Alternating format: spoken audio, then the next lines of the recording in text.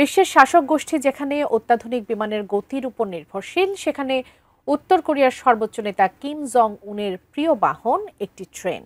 কিমের ঘনিষ্ঠ মিত্র চীন রাশিয়ায় এই ট্রেনে করে ভ্রমণ করে থাকেন তিনি, আর তার প্রতিটি সফরে আলোড়ন তোলে বিশ্ব গণমাধ্যমে। কিন্তু কি আছে এই বিশেষ ট্রেনে? বিস্তারিত আরিফ হাসানের প্রতিবেদনে।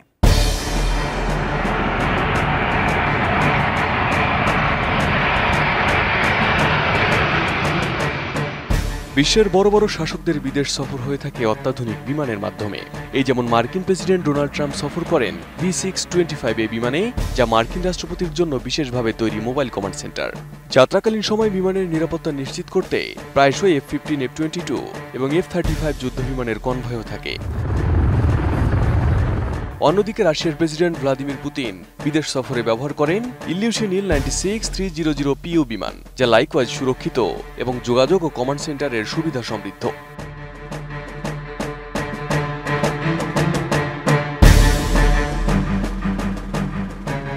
তবে উত্তর কোরিয়ার প্রেসিডেন্ট কিম জং উনের সফর সম্পূর্ণ ভিন্ন। তিনি রাশিয়া ও চীনের সঙ্গে ঘনিষ্ঠ কূটনৈতিক সফরে বিমান নয়, বরং তার বিশেষ সাজোয়া ট্রেন ব্যবহার করেন।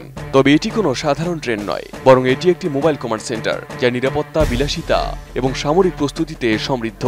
নতুন বাংলাদেশ গড়তে এলো জুলফিকার স্টিল। জুলফিকার স্টিল, ইস্পাত দৃঢ় অঙ্গীকার।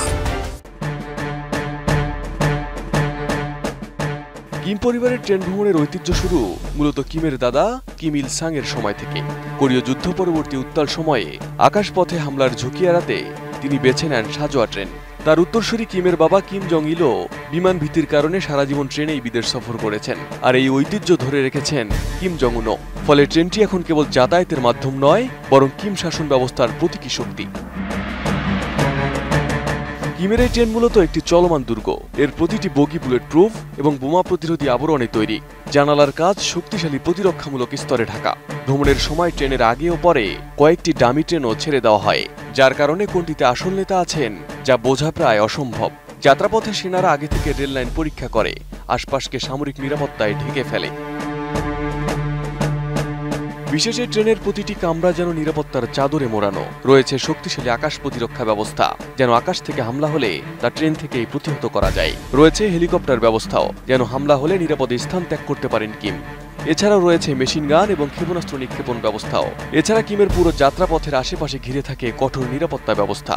আর নিরাপত্তা ও পরিবেশনা সুবিধার কারণে এই ট্রেনের গতি হয়ে থাকে প্রতি ঘন্টায় সর্বোচ্চ 40 থেকে 60 কিলোমিটার।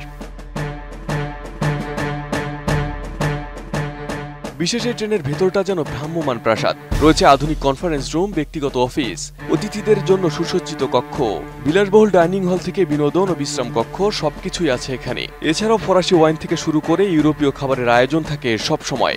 রয়েছে বড় আকারের টিভি স্ক্রিন, দামি আসবাবপত্র, এমনকি একটি চিকিৎসা কক্ষ রয়েছে জরুরি সেবার জন্য।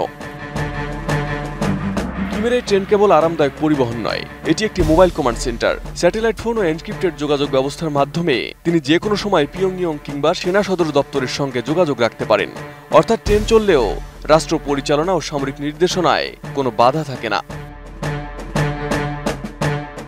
এছাড়া যেখানেই ট্রেন থামে সেখানে আগে থেকে মোতায়েন হয় নিরাপত্তা বাহিনী, স্নাইপার টিম, ক্ষেপণাস্ত্র প্রতিরক্ষা ব্যবস্থা, সশস্ত্র সেনাদের ঘেরাও, সবই যেন অবিচ্ছেদ্য অংশ। ফলে এই বাহনকে কেন্দ্র করে সামরিক শক্তির আবহ সবসময় বিরাজ করে। কিম জং উন একাধিকবার এই ট্রেনে সফর করেছেন। 2019 সালে ভ্লাদিভস্তকে রুশ প্রেসিডেন্ট ভ্লাদিমির পুতিনের সঙ্গে সাক্ষাতের জন্য ট্রেনে গিয়েছিলেন কিম। 2023 সালেও এই ট্রেনের মাধ্যমে তিনি রাশিয়া সফর করেন এবং সর্বশেষ 1 সেপ্টেম্বর ট্রেনে চেপে চীন সফরে যান কিম। তবে এই ট্রেনে ঠিক কতগুলো বগি আছে, ভেতরের সাজসজ্জা কতটা বিলাসবহুল, কিংবা এর ভ্রমণ প্রযুক্তি কতটা উন্নত, সবই রাষ্ট্রীয় গোপনীয়তার অন্তরালে। তবে নিশ্চিতভাবে বলা যায় এটি এক অনন্য সমন্বয়, সাজোয়া দুর্গ, বিলাসবহুল প্রাসাদ এবং চলমান কমান্ড সেন্টারের মিশেল।